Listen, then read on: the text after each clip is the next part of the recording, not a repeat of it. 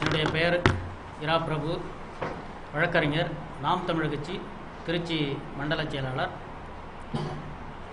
பெருமதிப்பிற்குரிய பொதுமக்களுக்கும் பேரன்பிற்குரிய திருச்சி மாவட்ட நாம் தமிழர் உறவுகளுக்கும் வழக்கறிஞர்களுக்கும் பத்திரிகையாளர்களுக்கும் காவல்துறை நண்பர்களுக்கும் என்னுடைய நன்றி கலந்த வணக்கத்தை தெரிவித்துக் கொள்கிறேன். 2006ஆம் ஆண்டிலிருந்து 2009ஆம் ஆண்டு வரையில் மிகப்பெரிய இன அழிப்பு போர் தமிழீழ நிலப்பரப்பில் நடந்தது. அது உங்கள் எல்லாருக்குமே தெரியும். அந்த போரை நிறுத்த கோரி தமிழகம் முழுக்க பலகட்ட போராட்டங்கள் பல்வேறு அமைப்பினரால் நடத்தப்பட்டது. இது போன்ற போராட்டங்கள் எங்கெல்லாம் நடைபெற்றதோ அங்கெல்லாம் உணர்வோடு நான் கலந்து கொண்டிருக்கின்றேன். இறுதிக்கட்ட போர் நெருங்கிய போது என்னை போன்ற தமிழ் தேசிய பற்றாளர்கள், உணர்வாளர்கள், வழக்கறிஞர்கள் எல்லோரையும் ஒன்று திரட்டி அந்த போரை நிறுத்த வேண்டும் என்ற நோக்கத்தின் அடிப்படையில் மத்திய மாநில அரசுகளை வலியுறுத்தி, இலங்கை அரசை வலியுறுத்தி நாங்கள் பலகட்ட போராட்டங்களை திருச்சி மாவட்டத்தில் நாங்கள் நடத்தியிருக்கின்றோம்.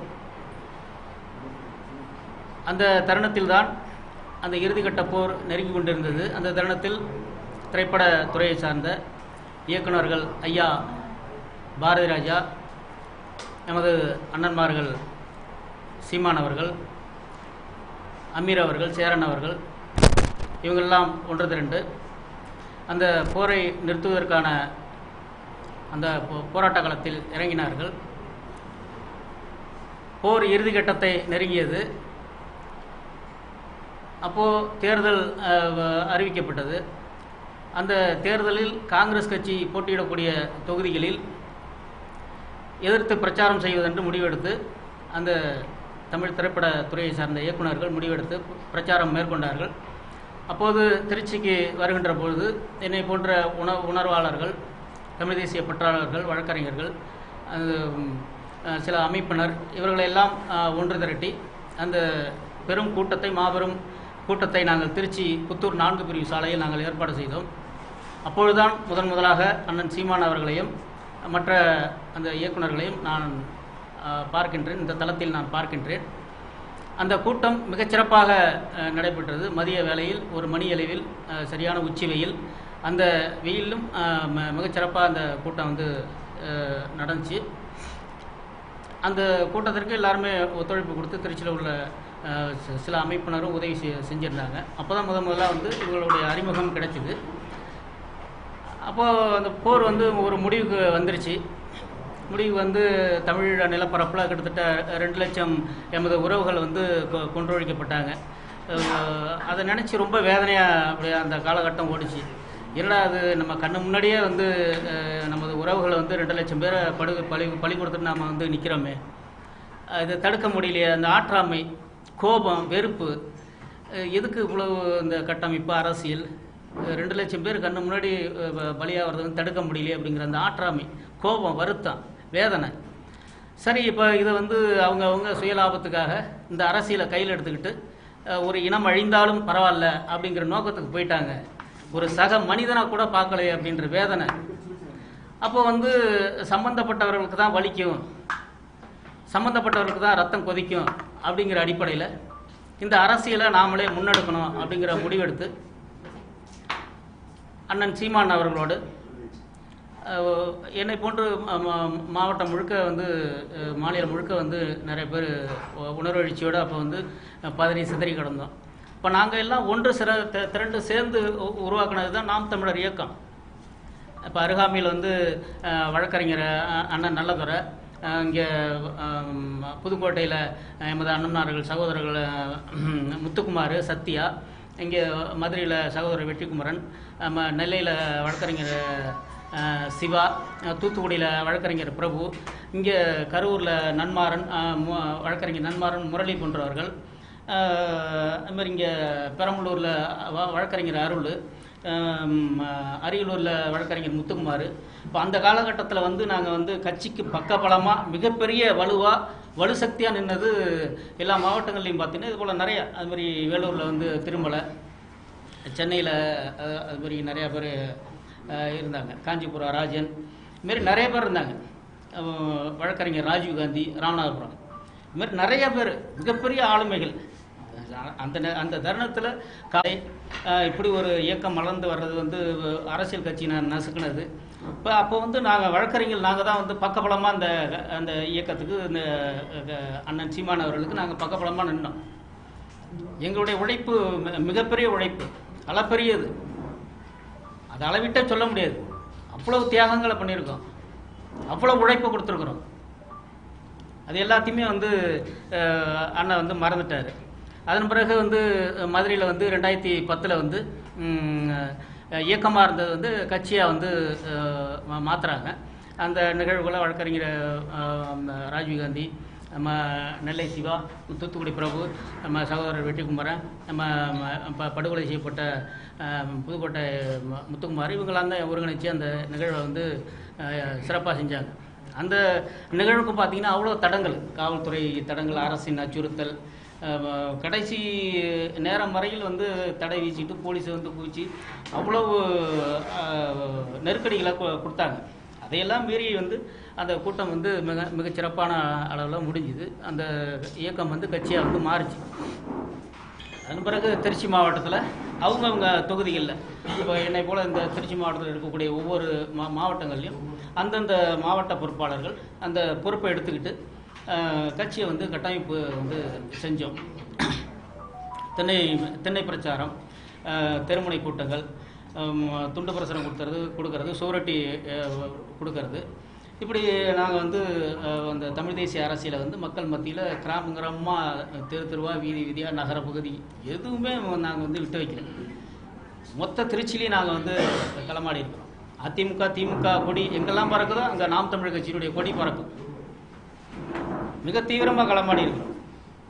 இவ்வளவு உழைப்பை கொடுத்து நாங்கள் வளர்த்துருக்குறோம். திருச்சி மாவட்டத்தில் என்னோட இப்போ இருக்கக்கூடிய உறவுகள் கிருஷ்ணன், அவங்களாம் நிறைய பேர் இருக்கிறாங்க. இப்போ நிறைய பேர் வந்து வருவாங்க, பின்னாடி வருவாங்க.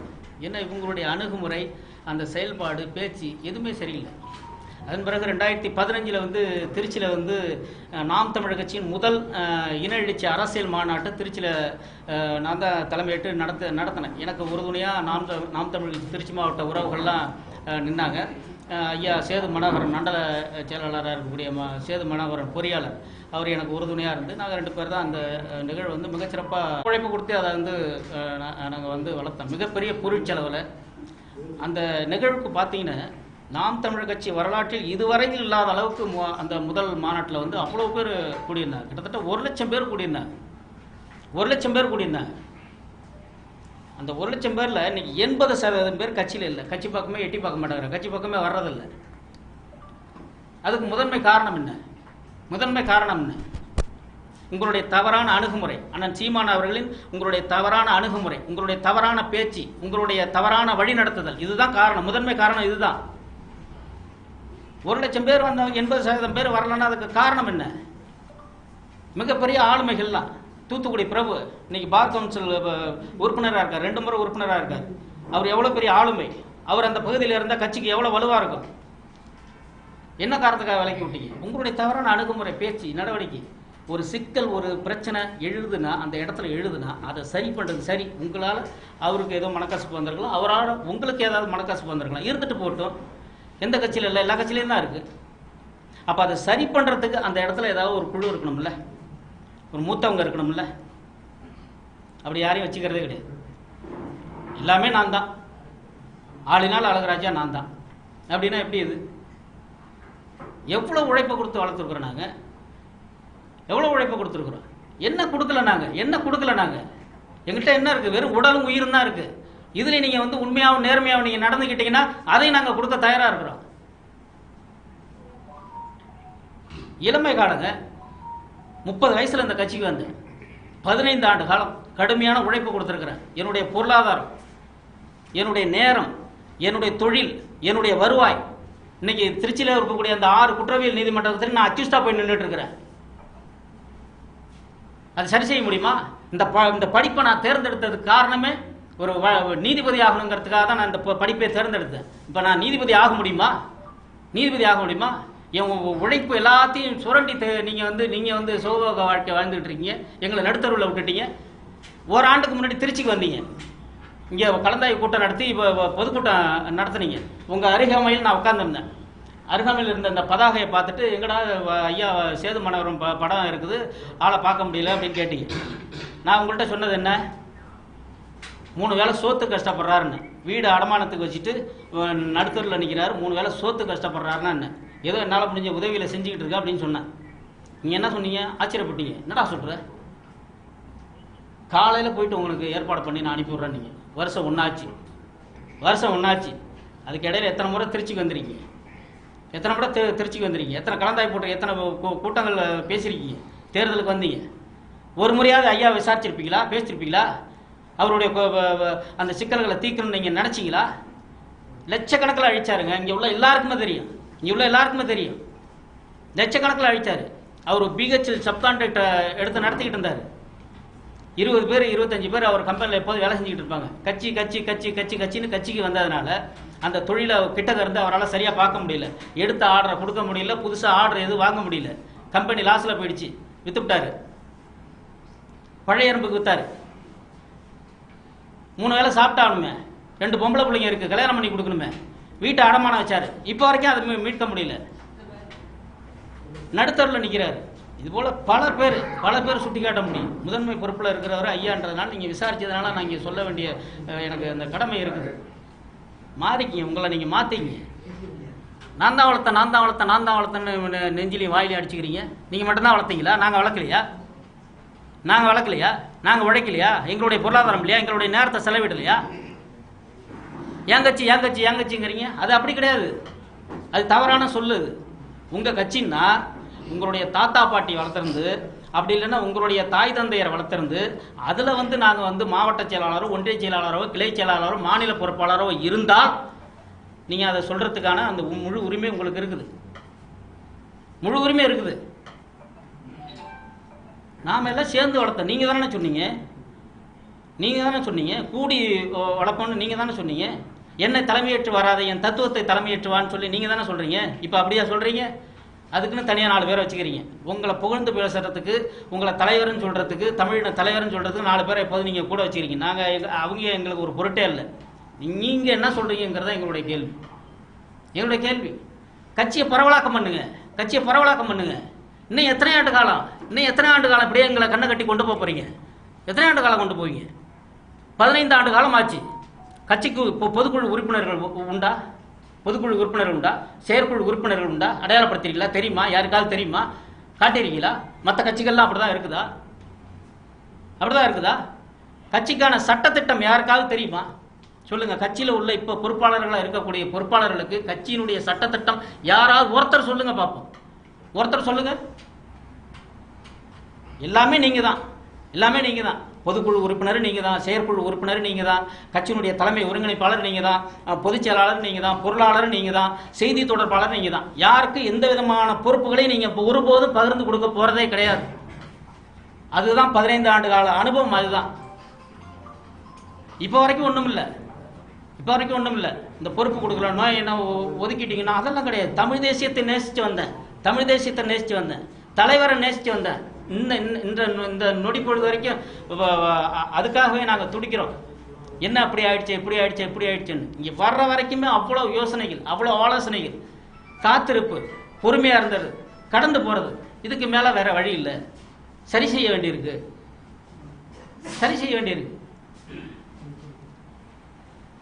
மாற்றுங்க, திருத்துங்க. கட்சிக்கு சட்டத்திட்டங்களை கொண்டு வாங்க. பொதுக்குழு உறுப்பினர்கள்னாருன்னு அடையாளப்படுத்துங்க. செயற்குழு உறுப்பினர்கள்னாருன்னு அடையாளப்படுத்துங்க. என்ன சிரமம் உங்களுக்கு? எதுலேயுமே சரி, ஏதாவது ஒன்று சரியாக இருந்தால் கூட நாங்கள் அனுசரித்து ஏற்றுக்கிட்டு கடந்து போகலாமே. நிர்வாகம் சரியாக வச்சுருக்கீங்களா? அந்த அலுவலகம் எப்படி வச்சுருக்கீங்க? இன்றைக்கி முன்னாடிலாம் அலுவலகத்துக்கு போனால் என்ன துண்டு பிரசுரம் கிடக்குது, என்ன புத்தகம் இருக்குதுன்னு அப்படியே காசு கொடுத்து வாங்கிட்டு நாங்கள் இங்கேருந்து இங்கே உள்ள பொறுப்பாளர்கிட்ட கொடுத்து படிங்கன்னு சொல்லுவோம். அவ்வளோ ஆர்வமாக இருக்கும். ஒரு அலுவலகத்துக்கு போகிறதுனா எங்களுக்கு அவ்வளோ ஆர்வமாக இருக்கும். முதல் நாள் இரவே கிளம்பி வந்துடுவோம் அங்கே சென்னையில் நடக்கக்கூடிய நிகழ்வுகளுக்கு. இப்போலாம் அங்கே போகிற மாதிரியா வச்சுருக்கீங்க? வரா மாதிரியா வச்சுருக்கீங்க? கட்சியினுடைய அலுவலகம், ஆயிரக்கணக்கான பேருடைய உழைப்பு, ஆயிரக்கணக்கான பேருடைய பொருளாதாரம் அதில் இருக்குது. அந்த கட்சி அலுவலகத்தை நீங்கள் எப்படி தனி மனிதர் பேரில் நீங்கள் வந்து பத்திரப்பதிவு செய்யலாம்? பாக்கியன்ற அந்த தனிநபர் பேரில் நீங்கள் எப்படி பத்திரப்பதிவு செய்யலாம்? எதுக்கு பத்திரப்பதிவு செய்கிறீங்க? கட்சி பேரில் நீங்கள் பத்திரப்பதிவு செய்யணும். அது என்ன அவர் வீட்டு காசில் வாங்கினதா? அவர் வீட்டு நிலத்தை எதாவது அடமானம் வச்சு கொண்டு வந்து வாங்கினதா? இல்லை நீங்கள் ஏதாவது உதவி செஞ்சீங்களா? இல்லை கட்சிக்காரருடைய பொருளாதாரம் தானுங்க. 15 ஆண்டுகளா கோடி கணக்கில் கொண்டு வந்து கொட்டணுங்க. கோடி கணக்கில் கொண்டு வந்து கொட்டுறோம். அந்த அந்த அந்த பொருளாதாரத்தையும் அந்த பணத்தையும் நீங்கள் சரியான முறையில் நீங்கள் செலவழிச்சிருந்தீங்கன்னா இன்னைக்கு நாம் தமிழர் கட்சியில் 10 சட்டமன்ற உறுப்பினர்கள் இருந்திருப்பாங்க. சரியான நான் சொன்ன பாருங்க, அந்த கட்டமைப்பு, இதெல்லாம் நிர்வாகம் இப்படி இருக்கணும், நிதி எப்படி கையாளணும்னு சொல்லி இந்த கட்டமைப்பு, நிர்வாகம், நிதி இதெல்லாம் நீங்கள் சரியாக செஞ்சுருந்தீங்கன்னா இன்னைக்கு நாம் தமிழர் கட்சியில் 10 சட்டமன்ற உறுப்பினர்கள் இருந்திருப்பாங்க. அப்படி உருவாகக்கூடாதுங்கிறதா உங்களுடைய நோக்கமாக இருக்கான்னு எங்களுக்கு சந்தேகமாக இருக்கு. வேற என்னத்தை கொடுக்க முடியும்? நாங்கள் இதுக்கு மேலே என்ன கொடுக்க முடியும்? வேற என்ன கொடுக்க முடியும்? எங்கள் குடும்பத்தை இழந்து நிற்கிறோம். எல்லாத்தையுமே கொடுத்துட்டோமே 15 வருஷமா. கட்சிக்காரோட நல்லது கெட்டது, காது குத்தி, கல்யாணம், பிறப்பு, இறப்பு, திருமணம், தனி மனித தேவை, சிக்கல், பிரச்சனை, பண தேவைகள், அவ்வளவு சிக்கல்களுக்கு நாங்கள் முகம் கொடுத்து நாங்கள் வந்து நின்றுக்கோம்னே. இதுக்கு மேலே என்ன வேணும்? உங்களுக்கு என்ன செய்ய முடியும்? நாங்கள் சொல்லுங்கள். இருக்கக்கூடிய மற்ற பொறுப்பாளர்களையாவது நீங்கள் வந்து அரவணைச்சு சரியான திசையில் கொண்டு போங்க. அப்படி கொண்டு போனீங்கன்னா எங்களை விட மகிழ்ச்சி அடைகிறவங்க வேறு யாருமே இருக்க முடியாது. ஏன்னா உழைச்சிருக்கிறோம். இந்த நிலைப்பாட்டை எடுக்கிறதுக்கு காரணமே நீங்கள் தான். ரொம்ப ரொம்ப சகிப்புத்தன்மையோடு கடந்து போனோம். கடந்த காலங்களில் எவ்வளவு அவமானம், எவ்வளவு புறக்கணிப்பு. இங்கே திருச்சியில் உள்ள பத்திரிகைகள் எல்லாருக்குமே தெரியும். கடந்த காலங்களில் எவ்வளவு போராட்டங்களை நம்ம முன்னெடுத்து இந்த திராவிட கட்சிகளுக்கு மத்தியில், இந்த காவல்துறையினுடைய நெருக்கடிகளுக்கு மத்தியில் எவ்வளவு பெரிய வேலைகளை நாங்கள் செஞ்சு வந்திருக்கிறோம்னு தெரியும்.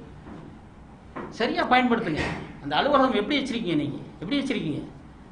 அப்பப்போ ஒரு ஆண்டுக்கு ஒரு முறை, 2 ஆண்டுக்கு ஒரு முறை வந்து ஜூம் மீட்டிங்கில் எங்கள்கிட்ட பேசுகிறீங்க. கட்சி நடத்துறதுக்கு காசு இல்லை, மின் கட்டணம் கட்ட முடியல, இந்த இணையதள கட்டணம் கட்ட முடியல, இப்போ பிள்ளைகளுக்கு சம்பளம் போட முடியல, சாப்பிட்றதுக்கு சோறு கூட இல்லைன்னு சொன்னீங்க. நாங்கள் அப்படியே மனசு உடைஞ்சு போயிட்டோம். என்னடா அது சோறு இல்லைன்னு சொல்கிறாங்களேன்ட்டு மனசு அப்படியே எடுத்து கொடுத்து அனுப்புகிறோம். கடைசியாக 1.5 வருஷத்துக்கு முன்னாடி பேசுனீங்கன்னு நினைக்கிறேன். 1.5 வருஷத்துக்கு முன்னாடி பேசுனீங்க. நான் கேட்குறது பதில் சொல்லுங்கள். நீங்கள் இந்தமாரி பேசுகிறீங்க, கட்சிக்காரங்கள்ட்ட பேசுகிறீங்க, நாங்கள் அனுதாபப்பட்டு இறக்கப்பட்டு நம்ம பிள்ளைங்க, நம்ம கட்சி அலுவலகம், நம்ம கட்சி அப்படின்ட்டு நாங்கள் எங்கள்கிட்ட இருக்கிறத வந்து எடுத்து கொடுக்குறோம். அந்த அந்த அந்த அலுவலகத்தில் 3 பேர், ஒருத்தர் வந்து 13 லட்சம் ரூபா, இன்னொருத்தர் வந்து 12 லட்சம் ரூபா, இன்னொருத்தர் வந்து 10 லட்சம் ரூபா. நான் பேர் சொல்ல விரும்பலை. அவங்க மனசாட்சிக்கிட்டே விட்டுறாது. கிட்டத்தட்ட 30-35 லட்சம் ரூபா காசு அதே அலுவலகத்தில் தலைமை பொறுப்பில் இருக்கக்கூடிய ஒருத்தவன்ட்ட வட்டிக்கு விடுறாங்க. அவன் என்ன செய்கிறான்? ஆன்லைனில் ரம்மி விளாண்டு எல்லாத்தையும் விட்டுறான். சத்தியமான உண்மை இது. மறுக்க சொல்லுங்கள், யாராவது மறுக்க சொல்லுங்கள். அதுக்கப்புறம் நான் ஆதாரங்களை வேணா காட்டுறேன். ஆன்லைனில் ரம்மி விளாண்டு இரவோட இரவா பொட்டி படுக்கை தூக்கிட்டு அவன் கிளம்பிட்டான் ஊரை பக்கம். அந்த நேரத்தில் அலுவலகத்துலேருந்து எனக்கு தொடர்பு கொண்டு பேசுகிறாங்க. இதுமாரி ஒருத்தன் ஓடிட்டானே, அவனை தேட முடியுமானே, எங்கே இருக்கான்னு பார்க்க முடியுமானே அப்படின்னு. இப்போ வரைக்கும் அவன் எங்கே இருக்கான்னு தெரியல. அப்போ எங்கள்கிட்ட பேசக்கூடிய அந்த தோரணை எப்படி இருக்குது? எங்கள்கிட்ட என்ன மாதிரி பேசுகிறீங்க? நாங்கள் உங்களை எந்த மாதிரி அணுகிறோம்? இதெல்லாம் என்ன செயல்னு? இது எப்படின்னு எடுத்துக்கிறது? எப்படி எடுத்துக்கிறது? இதுபோல் 1000 இது அவ்வளவு வழிகளை தாங்கி நாங்கள் வந்து நிற்கிறோம். சும்மா வெறுமனே நீங்கள் வந்து மைக் இருக்குது, அது இருக்குன்னு அப்படிலாம் பேசிட்டு போகக்கூடாது.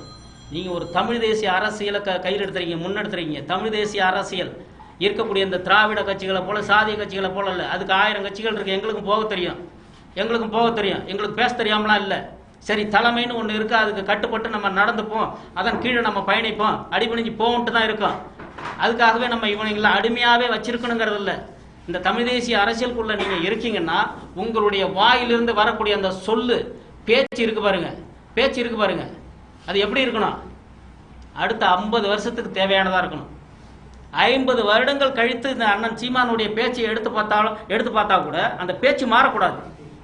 2000 ஆண்டுகளுக்கு முன்பு ஐயன் திருவள்ளுவன் எழுதிய திருக்குறள் எப்படி காலத்துக்கு ஏற்ற மாதிரி பொருந்தது பாருங்க இந்த மானுட சமூகத்துக்கு. தொல்காப்பியர் எழுதிய அந்த தொல்காப்பியம் மானுட சமூகத்துக்கு எப்படி பொருந்தது பாருங்க.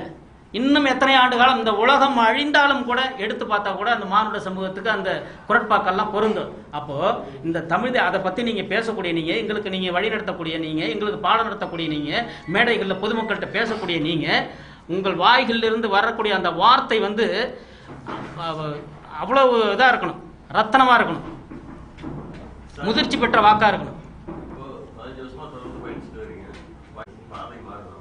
இல்லை அது சொல்கிறோம், முடிவில் நாங்கள் வந்து உறுதியாக சொல்லுவோம். ஏன்னா 15 வயசு வழி அதை நாங்கள் வந்து வெளிப்படுத்தி தான் ஆகணும். ஏன்னா இது என்னோட முடிய போகிற இது கிடையாது, என்னோட முடிய போகிறது கிடையாது. நம்ம தான் நான் சொல்லிட்டேன், நடுத்தருக்கு வந்தாச்சு. இனிமேல் வந்து நாங்கள் சுழியத்துலேருந்து தான் ஆரம்பிக்கணும்.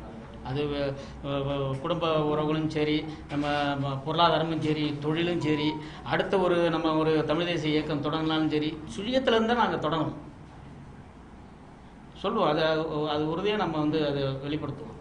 இப்போ இந்த மாதிரியான சூழல்களில் வந்து எங்களை வந்து அண்ணா வந்து விட்டுருக்கக்கூடாது. இருக்கக்கூடிய அந்த பொறுப்பாளர்களையாவது தக்க வச்சு நீங்கள் சரியான திசையை நோக்கி கொண்டு போகணும். அது மாதிரி நிர்வாகத்தை பரவலாக்கம் பண்ணுங்கள், தயவுசெய்து பரவலாக்கம் பண்ணுங்கள். நீங்களே வச்சுக்காது. நிச்சயமாக பயணிப்போம். இந்த அதிகாரத்தை பரவலாக்கம் பண்ணி 2ஆம் கட்ட தலைவர்களை அடையாளப்படுத்தி கட்சிக்கான பொதுக்குழு உறுப்பினர் இன்னார், செயற்குழு உறுப்பினர் இன்னார், கட்சிக்கான சட்டத்திட்டம் இன்னார், அந்த ஒரு வேட்பாளராக நிற்கக்கூடிய ஒரு தகுதிகள் இருக்குது. நீங்கள் தான் சொல்கிறீங்க ஒரு காவல்துறைக்கு ஆள் எடுத்தால் இப்படிலாம் இருக்கணும், இராணுவத்துக்கு ஆள் எடுத்தால் அப்படிலாம் இருக்கணும்னு சொல்லியிருக்கேன். இப்போ கட்சிக்கு வந்து ஒரு வேட்பாளராக தமிழ் தேசிய அரசியலுக்குள்ளே கொண்டு வர்ற நீங்கள், உங்கள் கூட 15 வருஷமாக பயணிச்சிருக்கிறோம். எல்லா போராட்டம், ஆர்ப்பாட்டம், உண்ணாவிரதம் எல்லா நிகழ்வுகளையும் தமிழ்நாடு முழுக்க நாங்கள் கலந்துருக்கோம். எங்களுக்கு இல்லாத தகுதி நீங்கள் புதுசாக ஒரு ஆளை கொண்டு வந்து காட்டுறீங்கன்னா அது என்னது? அப்போ கட்சிக்கான சட்டத்திட்டம் இல்லை. கட்சிக்கான சட்டத்திட்டம் இருந்துச்சுன்னா ஒரு ஒன்றிய செயலாளர் எப்படி செயல்படணும், ஒரு மாவட்ட செயலாளர் எப்படி செயல்படணும், அவருக்கான அதிகாரம் என்ன, ஒரு வேட்பாளர் அவர் எத்தனை ஆண்டு காலம் கட்சியில் பயணிச்சிருக்கணும், தகுதி தேவையில்லை. இந்த தமிழ் தேசிய அரசியலுக்குள்ளே பயணித்தாலே போதும். தகுதி தனி அது அப்படிலாம் தேவையில்லை. நீங்கள் தான் முன்னுதாரணமாக சொல்கிறீங்க. ஐயா காமராஜரை முன்னுதாரணமாக சொல்கிறீங்க, எளிமைகளுக்கு சொல்கிறீங்க, கக்கனை சொல்கிறீங்க, ஜீவானந்தத்தை சொல்கிறீங்க. அப்போ அவங்கள பற்றி பேசாதீங்க. நீங்கள் யாரை வேணால் அறிவிச்சிட்டு போங்க. சட்டத்திட்டமே கிடையாதுப்பான்னு சொல்லுங்கள். நீங்கள் யாரை வேணால் அறிவிச்சிட்டு போங்க. எல்லா நிகழ்வுக்கும் உங்கள் கூட கலந்துருக்கணும்னா தனி ஒரு மனிதனை, தனி ஒரு போராட்டத்தின் சிறப்பை நீங்கள் வலியுறுத்தி நீங்கள் கொண்டு வந்து நிறுத்தும் போது அப்போ எங்களுக்கு வலிக்குதா இல்லையா? இங்கே எங்கள் கூட களமானவங்க நிறைய பேர், நாங்கள் யாரையுமே எங்களை என்ன நிறுத்தலை, தம்பி நிறுத்தலை, அவங்க ஐயா நிறுத்தலை, அப்படி கோரிக்கை வைக்கல. இது ஐயா இருக்காங்க, ஐயா குடும்ப உறவுகள் இருக்காங்க, அக்கா தங்கச்சி இருக்காங்க, மனைவி இருக்காங்க, அதுபோல் குடும்ப உறவுகள் நிறைய பேர் இருக்காங்க. கட்சியில் உழைச்சவங்களை தேர்ந்தெடுத்து அவங்களுடைய கருத்தை கேட்டு வேட்பாளர் தேர்வு செஞ்சு நிறுத்துங்க. ஏன் புதுசாக திடீர்னு யாருன்னு தெரியல திடீர்னு கொண்டு வந்து வேட்பாளரை நிறுத்தும் போது எங்களுக்கு வலிக்குதா இல்லையா? அப்போ வந்து அண்ணன் வந்து எங்களை வந்து கடைசி வரைக்கும் குச்சி ஊன்றதுக்கும், கொடி நடுறதுக்கும், போஸ்டர் விட்டுறதுக்கும், துண்டு பிரசுரம் கொடுக்கறதுக்கும், மேடை கூட்டம் போகிறதுக்கும், தெருமுனை கூட்டம் போகிறதுக்கும், இந்தமாரி விவகாரங்களுக்கு தான் நம்மளை வந்து பயன்படுத்திப்பார் போல, இனியும் இது போல தான் தொடரும் போல அப்படின்னு வாய்ப்புலாம் கிடையாது. நான் வாய்ப்பு என்ன கேட்கவே இல்லைங்கிறேன். நான் ஒரு மாவட்ட செயலாளர், ஒருங்கிணைந்த திருச்சி மாவட்டத்தில் நான் ஐயா சேது மாநகரம் களமாடி உருவாக்கணும். அப்புறம் 9 சட்டமன்ற தொகுதியில் பொறுப்பாளர் போட்டோம். அங்கங்கே வந்து தொகுதி செயலாளர், மாவட்ட செயலாளர் போட்டோம். 9 தொகுதி இருக்குல்ல, 9 தொகுதி பொறுப்பாளரையும் உட்காந்து கூப்பிட்டு பேசணும்ல. நீங்கள் எப்போ இந்த தொகுதிக்கு இந்த சமூகத்தை ஏதோ நீங்கள் என்ன வரையறை வச்சிருக்கீங்களோ கேளுங்க. அதுமாரி ஆட்கள் இருக்கான்னு கேட்கணும்ல. கடந்த சட்டமன்ற தேர்தலுக்கு அப்படி தான் பண்ணீங்க, கடந்த நாடாளுமன்ற தேர்தலுக்கு அப்படி தான் பண்ணீங்க, இந்த நாடாளுமன்ற தேர்தலுக்கு அப்படி தான் பண்ணுறீங்க.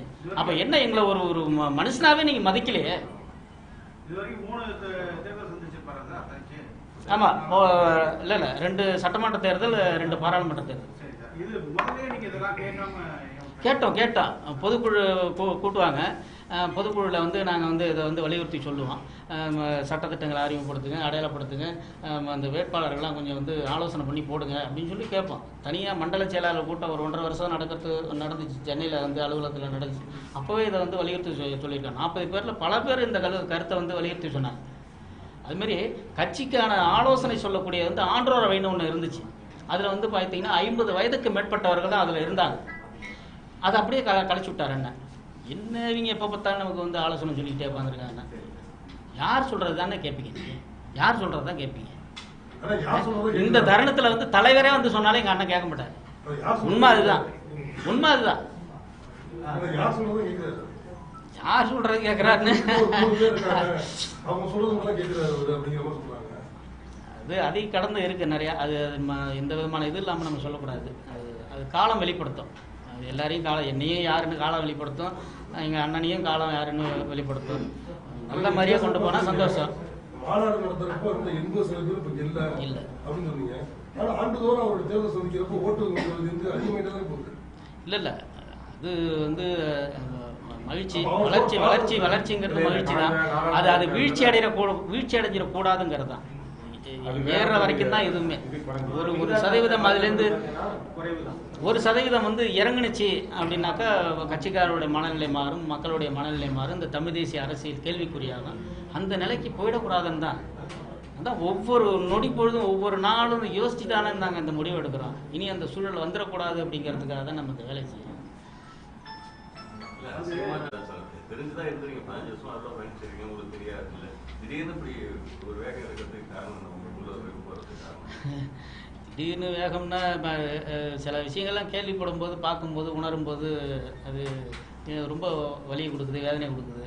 சரி, இதுக்கு மேலே நம்ம பொறுத்திருக்க முடியாது, காத்திருக்க முடியாது அப்படின்ட்டு இந்த உதாரணத்துக்கு நம்ம இந்த சின்னத்தை வந்து வீதியாக வீடாக கொண்டு போய் சேர்த்தோம். கரும்பு விவசாயி சின்னம் 2 தேர்தலில் மக்கள்கிட்ட அறிமுகப்படுத்தி நல்ல போய் சேர்ந்துருச்சு, ரீச் ஆகிடுச்சு.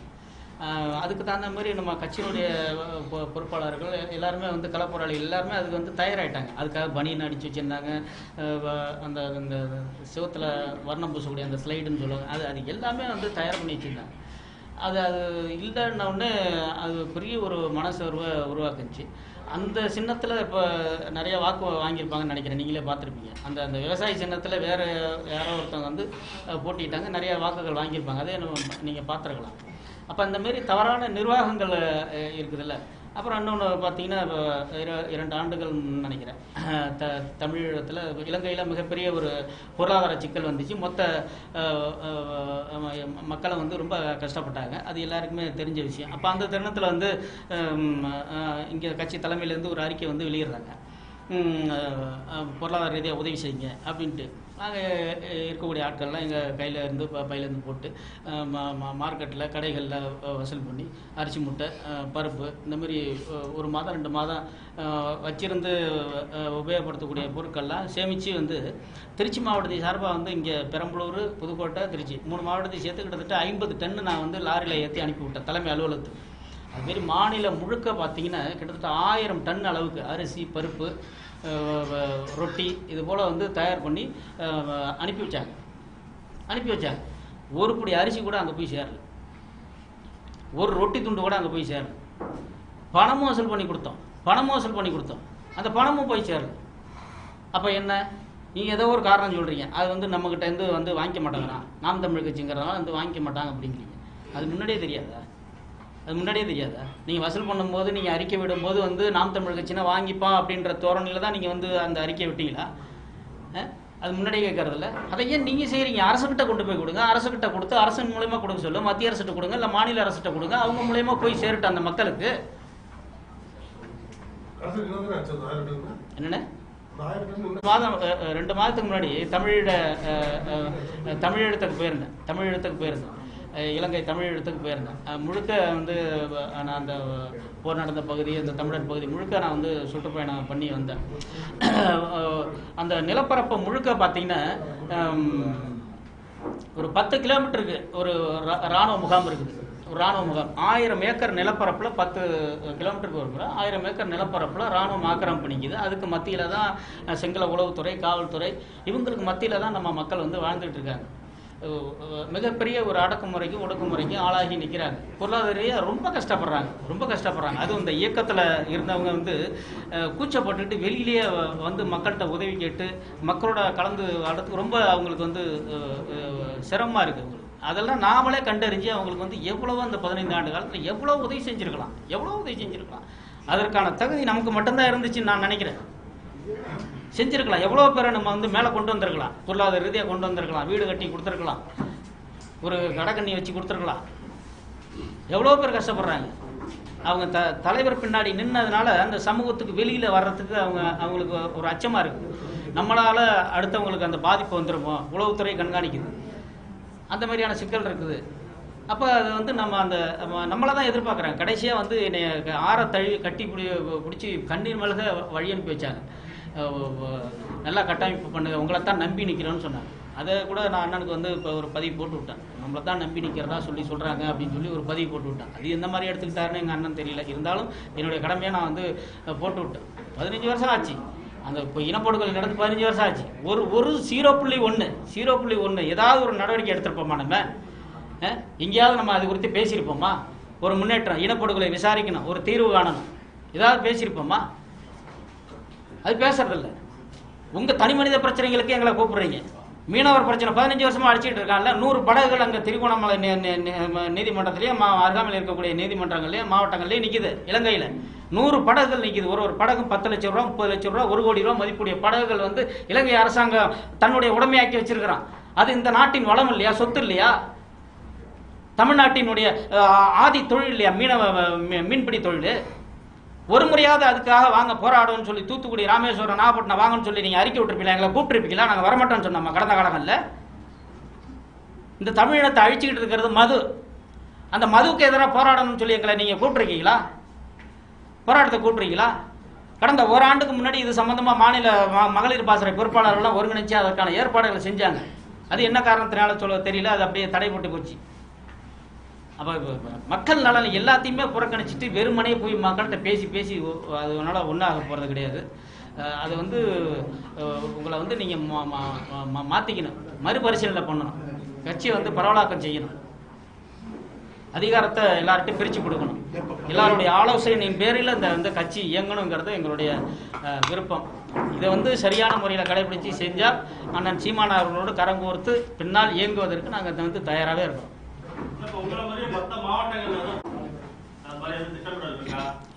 பேசுவாங்க பின்னாடி பேசுவாங்க. அவங்க எல்லாருமே வழியிலையும் வேதனையிலும் தான் இருக்கிறாங்க. அந்த வழியும் வேதனையும் அண்ணன் புரிஞ்சுக்கணுங்கிறது தான் நம்மளுடைய வேண்டுகோளாக இருக்குது. சில பேர் வந்து சரி இன்னும் கொஞ்சம் பொறுத்திருப்புன்னு கூட இருக்கிறாங்க. அந்த அரசியலில் இருந்துட்டோம் அப்படின்னு இருக்கிறாங்க, இந்த பொறுப்பில் இருந்துட்டோம் அப்படின்னு கூட சில பேர் இருக்கிறாங்க. சொந்த பந்த மத்தியில் நம்ம தொழில் ரீதியாக எல்லாருக்கும் வந்து தெரிஞ்சு போச்சு.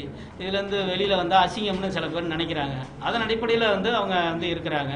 அவங்களுடைய குரலாகவும் தான் நான் வந்து எதிரொலிக்கிறேன். பல பேர் தொடர்பு கொண்டு பேசியிருக்காங்க.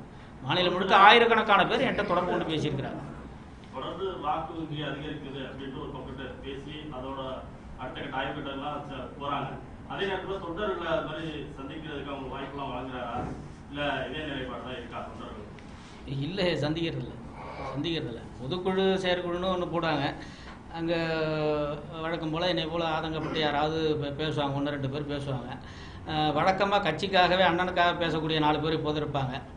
அவங்க பேச்சை கேட்டுக்கிட்டு சரி எல்லோரும் சாப்பிட்டு போங்க, கையெழுத்து போட்டு போங்க. அந்த நோட்டில் என்ன இருக்குன்னே தெரியாது,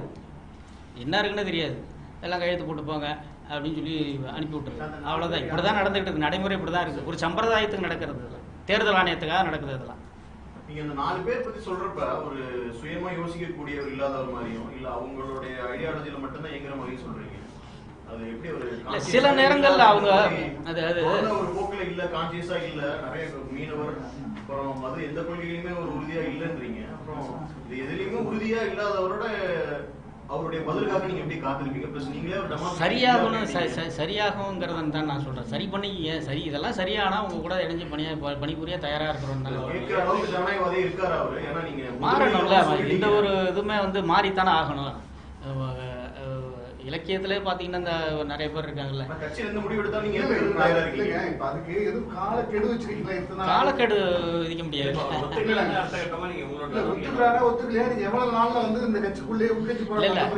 ரொம்ப வேண்டாம், அதுக்கான பதில் மிக விரைவிலே கிடைச்சிடும். எங்களுக்கு அதுக்கான பதில் மிக விரைவிலே கிடைச்சிடும். இந்த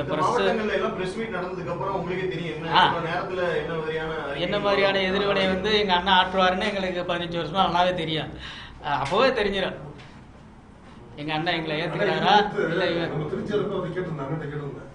என்ன சொன்னாருன்னா, ஏற்கனவே நீக்கப்பட்டவங்க தான் தனித்தனியா அணியா செயல்படுறாங்க, அவங்க பேசுறது ஒண்ணும் இல்ல பாட்டு.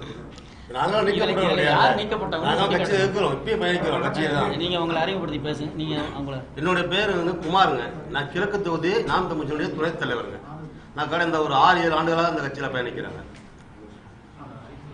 இது வரைக்கும் 2 பாராளுமன்ற தேர்தல், ஒரு சட்டமன்ற தேர்தல், ஒரு உள்ளாட்சி தேர்தலை சந்திச்சிருக்கேங்க. எங்களுடைய பொருளாதாரத்திலிருந்து, எங்களுடைய வேலை வாய்ப்பிலிருந்து முழு நேரமாக கட்சியில் வேலை செஞ்சுருக்கோங்க. இப்போ அதுக்கான அங்கீகாரத்தை வந்து நாங்கள் கேட்கல. எல்லாத்துக்குமே கொடுக்க முடியாத பொறுப்புகளும் வேட்பாளராக கொடுக்க முடியாது. ஆனால் தொடர்ந்து எங்களோட பயணிக்கிறாங்க பாருங்க, 5 வருடம் 6 வருடம் பயணிக்கிறாங்க பாருங்க. அவங்களுக்கு அந்த வேட்பாளரை நீங்கள் கொடுத்துருந்தீங்கன்னா எங்களுக்கு சந்தோஷம். திடீர்னு வந்து ஒருத்தர் யாருமே எங்களுக்கு அறிமுகமே இல்லாத ஒருத்தர் கொண்டு வேட்பாளரை பாடிட்டு இவருக்கு கீழே தான் நீங்கள் வேலை செய்யணும் அப்படின்னு சொல்லும்போது எங்களுக்கு ரைட், 2வது பட்சமாக சரி ரைட் சொல்லிட்டார், தலைவர் சொல்லிட்டாரு அப்படின்னு சொல்லிட்டு நாங்கள் வேலை செய்கிறோம். வேலை செஞ்சுட்டு போல முடிஞ்ச பிறகு தேர்தல் முடிச்சதுக்கப்புறம் அந்த வேட்பாளரையே வந்து யார் வேலை செஞ்சாங்க, யார் வேலை செய்யலை, அவங்களுக்கு யாருக்கு பொறுப்பு தரணும் அப்படின்னு அவங்கள்ட்ட கேள்வி பண்ணி வைக்கிறாங்க. நேற்று தான் கட்சியில் இணையிறாரு, வேட்பாளர் அறிமுகமாகறாரு, வேட்பாளர் வேலை செய்கிறாங்க, தேர்தல் வேலை செய்கிறாங்க. அவங்க முடிச்சதுக்கு அப்புறமேட்டு அவங்கள்ட்டே இப்போ கேட்குறாங்க யார் வேலை செஞ்சாங்க அப்படின்ட்டு. அப்போ நாங்கள் 5 ஆண்டுகளாக எங்களுடைய பொருளாதாரத்திலிருந்து தொழிலிருந்து நாங்கள் வேலை செஞ்சிருக்கோம். எங்களுக்கான மரியாதை கிடையாது சார். அரசியல்ன்றது ஒரு 40-50 அது எப்படி நாங்கள் எடுத்துக்கிறோம்? எல்லாருமே வருமானத்தை எதிர்பார்த்து இந்த அரசியலுக்கு வரல. இப்ப நான் வந்து ஒரு படித்தவர், கல்லூரி பேராசிரியர் பணியாற்று. இப்ப இந்த அரசியல் எதுக்கு உள்ள வந்த அப்படின்னா, ஒரு கல்லூரியில ஒரு பாடத்துல இருக்கக்கூடிய மாற்று மின்பெருக்க திட்டம் இருக்கு பாத்தீங்களா, அந்த திட்டம் இந்த தமிழக அரசியல் வரலாற்றிலேயே நாம் தமிழர் கட்சியோட ஆட்சி செயல்பட்ட வரையில இருக்குது. ஒரு மாற்று மின்பெருக்க திட்டம் வந்து இந்தியாவிலே அமல்படுத்தப்படாத ஒரு திட்டம் வந்து கட்சி செயல்படல பார்த்துதான் இளைஞர்கள் எல்லாம் 1-2 வர்றாங்க. இப்ப இதை பார்த்த நாளே இந்த கட்சிக்குள்ள வந்த காரணமே தான் என்னோட துறை சார்ந்த ஒரு மாற்று மின்பெருக்க திட்டம் இந்த கட்சி புத்தகத்துல எப்படா ஒரு அரசியல் கட்சி புத்தகத்துல எப்படா இருக்குன்னு பார்த்துதான் உள்ள வந்தோம். அப்படி வந்து பார்த்துட்டு இது கட்சி ஒவ்வொன்றா எடுத்து படிக்கிறோம். இந்த ஆட்சி செயல்பாட்டு வரைவார் எடுத்து படிக்கும் போது ரொம்ப ஆர்வமா இருக்குது. எவ்வளவு திட்டங்கள், இந்தியாவில் இல்லாத திட்டங்கள் அவ்வளவு திட்டம் வச்சிருக்காங்க. அப்ப இப்படி ஒரு திட்டம் வரும்போது இளைஞர்கள் தொடர்ந்து வந்துகிட்டே இருக்காங்க. இப்ப என்னோட தொகுதி சொந்த மணப்பாறை தொகுதி. மணப்பாறை தொகுதியில ஒரு வறண்ட பாலைவனம் தான். எப்படி சொல்றாங்க, திருச்சி கரூர்ல இருந்து காவிரியாக திருச்சி நோக்கி வருது. அந்த பக்கம் பூரா பசுமை நிறைந்த பகுதியா, கூகுள் வரைபடத்தை எடுத்து பாருங்க, பசுமை நிறைந்த பகுதியா இருக்கு. அந்த பக்கம் மதுரை பகுதியில வைகை, அந்த பக்கம் பசுமை நிறைந்த பகுதியா இருக்கு. இந்த மணப்பாறை பார்த்தீங்கன்னா எந்த கட்சியுமே எடுத்து பேச மாட்டாங்க. வறண்ட பாலைவனம் கூட செம்மண் பூமியா தான் காட்சி இருக்கு.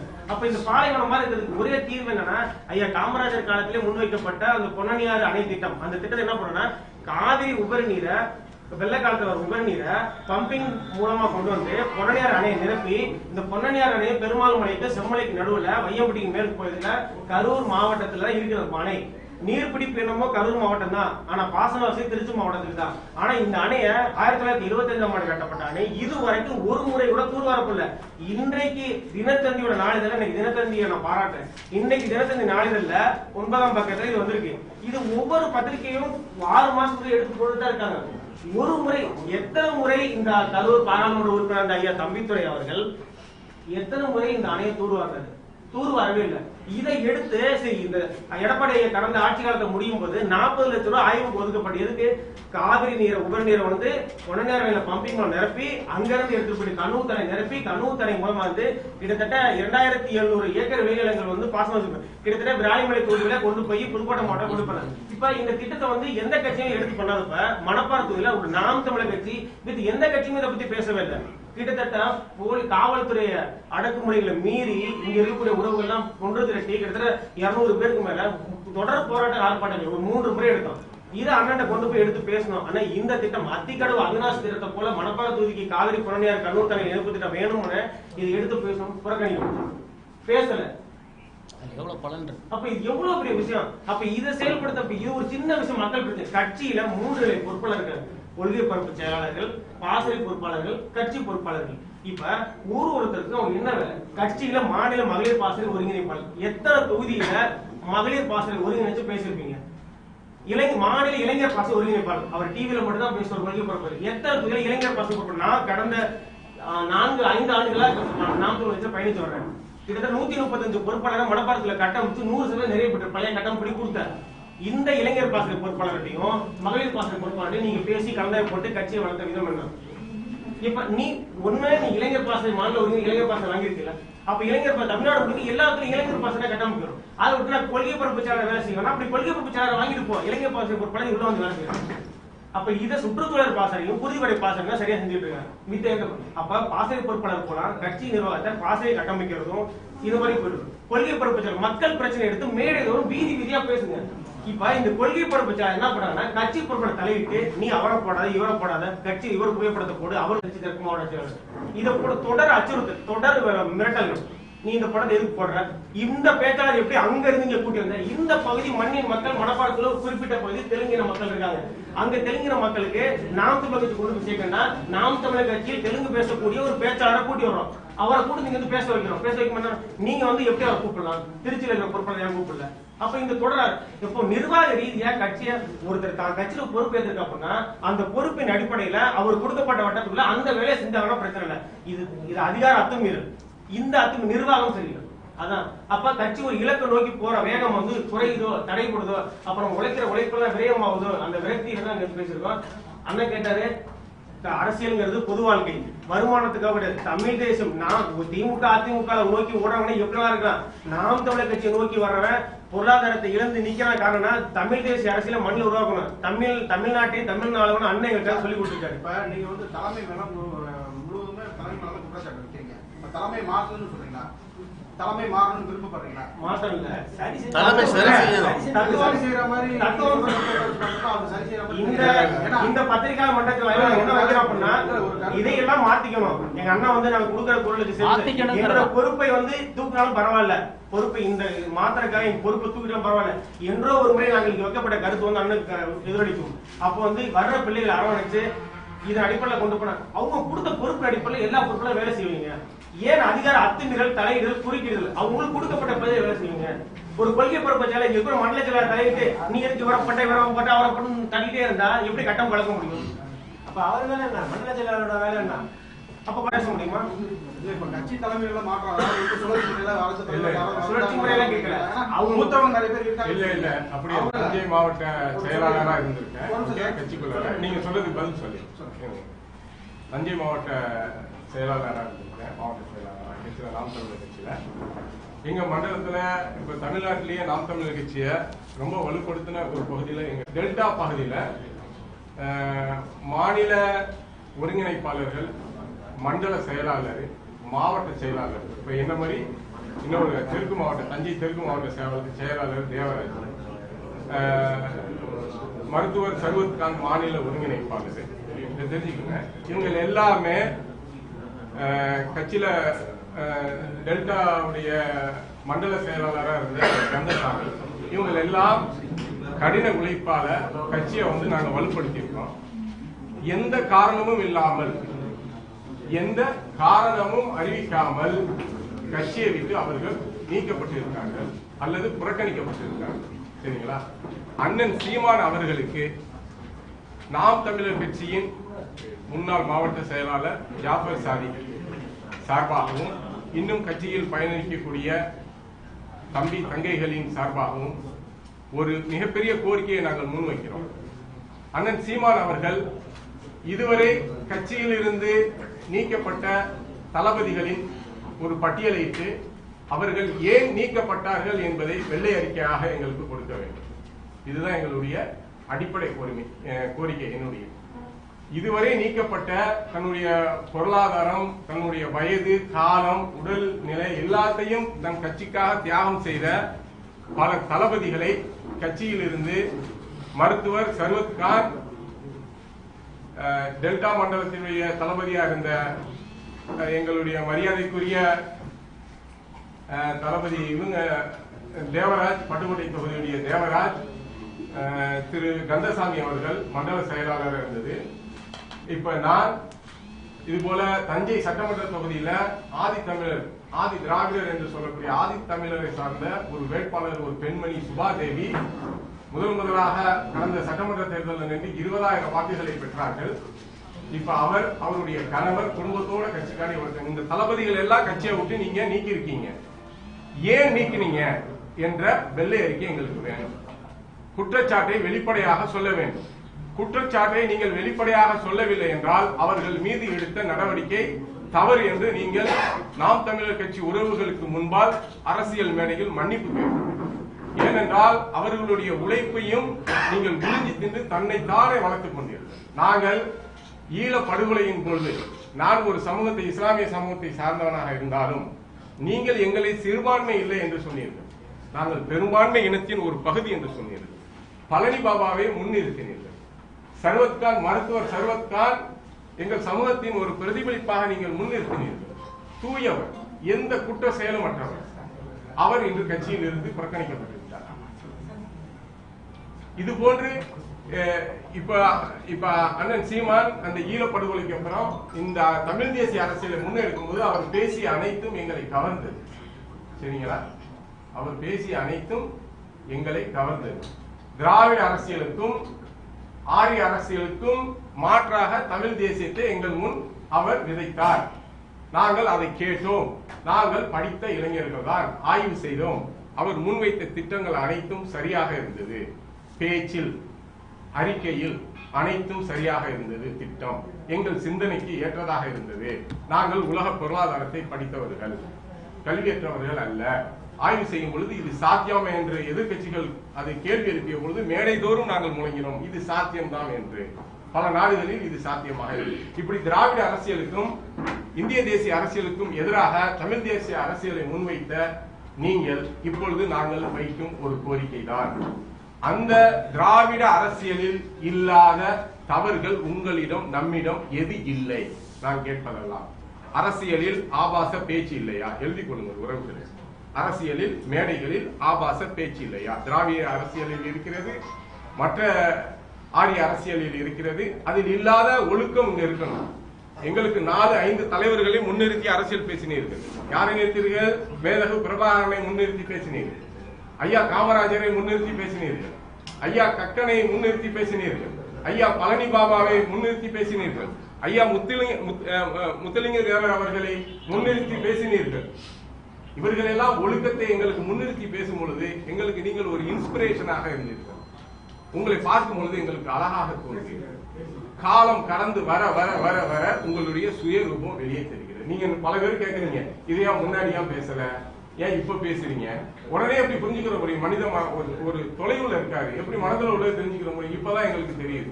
நான் கேட்கிறேன், ஐயா காமராஜரிடம் இருக்க எளிமையான வாழ்க்கை உங்களிடம் இருக்கிறதா? ஐயா காமராஜரிடம் கக்கனிடம் இருந்த எளிமையான வாழ்க்கை இல்ல, நான் முடிச்சிடுறேன்.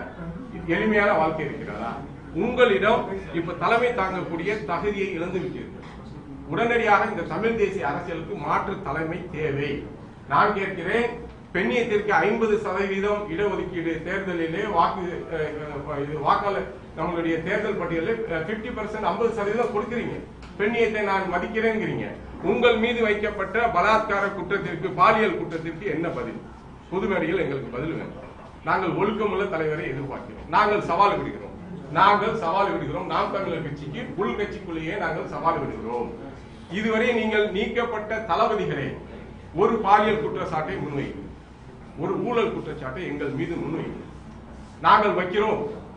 எங்களுடைய வியர்வையில் வசூலித்த செல்வத்தை, பொருளாதாரத்தை விஜயலட்சுமி என்கிற பெண்மணிக்கு மாதம் 50,000 ரூபாய் கொடுப்பதற்கு ஏழ்மையில் பிச்சை எடுத்து கட்சி நடத்துறேன் என்று சொன்ன உங்களுக்கு எங்கிருந்து வந்து இந்த பொருளாதாரம்? எங்கிருந்து வந்தது இந்த பொருளாதாரம்? முக்கியமா இவங்க அண்ணன் மேல நாங்க அந்த தலைமையேற்ற அந்த பாலியல் குற்றச்சாட்டு, பொருளாதார குற்றச்சாட்டு, இதெல்லாம் நீங்கள் வந்து இத்தனை குற்றங்களை தம்பி ஒரு பாலியல் குற்றத்தில் ஈடுபட்டு இந்த யூடியூப்ல எல்லாம் வெளியாகுது. அப்ப வெளியாகும் போது அண்ணன் ஒரு மேடையில வந்து பேசுறாரு, கார்த்திங்கிற தம்பி என்ன மேடையில வந்து பேசும்போது அந்த செய்தியை சரியா தவிர உண்மையை விசாரிச்சுதான் அதுக்கு பிறகு சொல்லணும். மேடையில என்ன சொல்றீங்க நீங்க? மேடையில சொல்லும்போது, தம்பி Karthi, don't worry, be happy, as a elder brother I advise you. சிரிக்கிறீங்க. இந்த தம்பிகளுக்கு எங்களுக்கு என்ன செய்தியை சொல்றீங்க? கட்சியில பயணிக்கிற பெண்கள் நிறைய பேர் இருக்காங்க. இதுக்கு என்ன அர்த்தம்? Don't worry, be happy. உன் மீது பாலியல் குற்றச்சாட்டு வந்திருக்கு, சரியா தவறா நீ வந்து அதை உறுதிப்படுத்தணும். அதான ஒரு தலைமை பண்பு. நீங்க எப்படி சொல்றது? மற்ற இளைஞர்களை என்கரேஜ் பண்ற மாதிரி சுபாதேவிங்கிற பெண்மணி தஞ்சை தொகுதியில நிக்கிறாங்க. அவங்க ஒரு சூழ்நிலையில வெளியே வர்றாங்க. அந்த கட்சியுடைய எங்க கட்சியுடைய நாம் தமிழர் கட்சியில இருந்தவங்க ரொம்ப அசிங்கமா விமர்சிச்சு முகநூல்ல எல்லாத்தையும் பச்சை பச்சையா எழுதுது அந்த பெண்மணி. இந்த சகோதரி இதை ஸ்கிரீன்ஷாட் எடுத்து அண்ணனுக்கு அனுப்புது. அண்ணனுக்கு இந்த குற்றச்சாட்டை வச்சு அனுப்புது. முன்னாள் சட்டமன்ற வேட்பாளர் 20,000 வாக்குகளை பெற்ற பெண்மணி. அந்த பெண்மணியுடைய அந்த குற்றச்சாட்டுக்கு எந்த பதிலும் கொடுக்கல.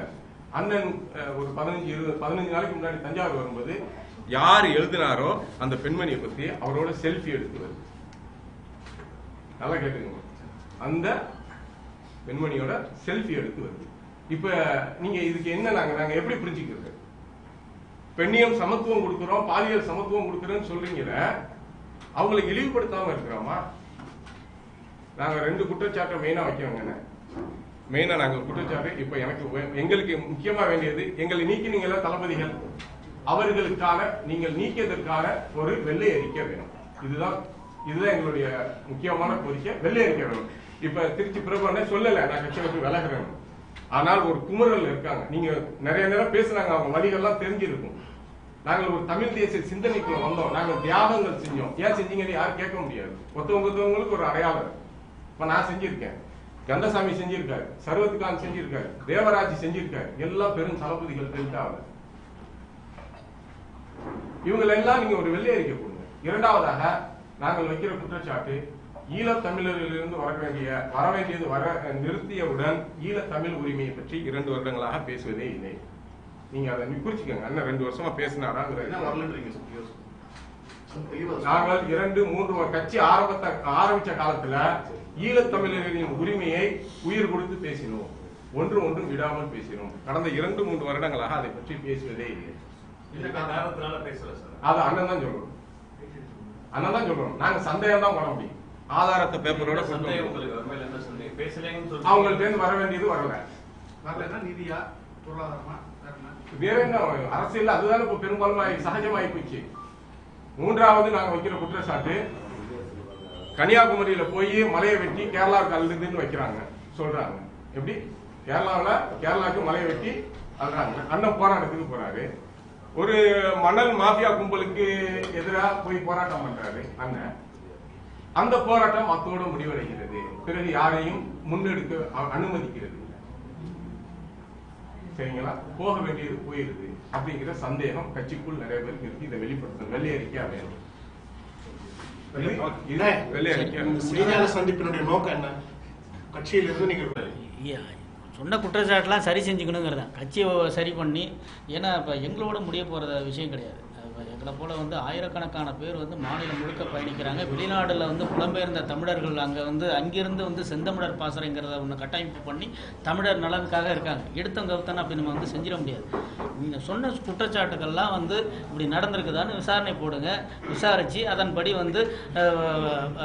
நடவடிக்கைகளை மாற்றிக்கிங்க. தமிழ் தேசிய அரசியல்னா அதுக்கான வரையறை கொடுத்துருக்கீங்க.